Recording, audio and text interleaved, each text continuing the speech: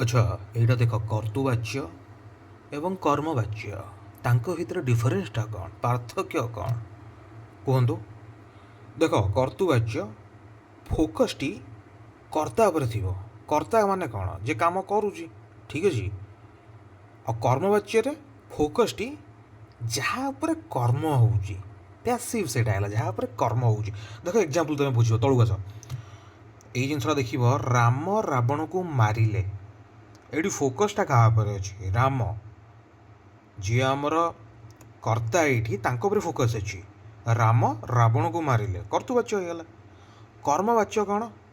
ରାମଙ୍କ ଦ୍ୱାରା ରାବଣ ନିହତ ହେଲା। ଏଠି ଫୋକସ୍ଟା କାହା ଉପରେ ଅଛି? ଫୋକସ୍ଟା ରାବଣ ଉପରେ ଅଛି। ଦେଖ ତମେ କହିବ ଭାଇ ଦୁଇଟାକ ଶବ୍ଦ ଲାଇନ୍ ଆମକୁ ଠିକ୍ ମାନେ ଏକା ଭଳିଆ ଶୁଭାଯାଉଛି, ନା, ଦୁଇଟାକ ଲାଇନ୍ ଅଲଗା ଅଲଗା ଅଛି। ଗୋଟେ ଅଛି ରାମ ରାବଣକୁ ମାରିଲେ, ଏଠି ରାମ ମେନ୍ ଲାଗୁଛନ୍ତି, ବୁଝିପାରୁଛ। ଆଉ ଗୋଟେ ହେଲା ରାମଙ୍କ ଦ୍ୱାରା ରାବଣ ନିହତ ହେଲା, ଏଠି ରାବଣ ମେନ୍ ଲାଗୁଛନ୍ତି। ଠିକ୍ ଅଛି, ତମେ ପ୍ରାକ୍ଟିସ୍ କର, 10 ବାରଟା ଏମିତି ଲାଇନ୍ ଦେଖ, ବୁଝିଯିବ ମୁଁ କ'ଣ କହୁଛି।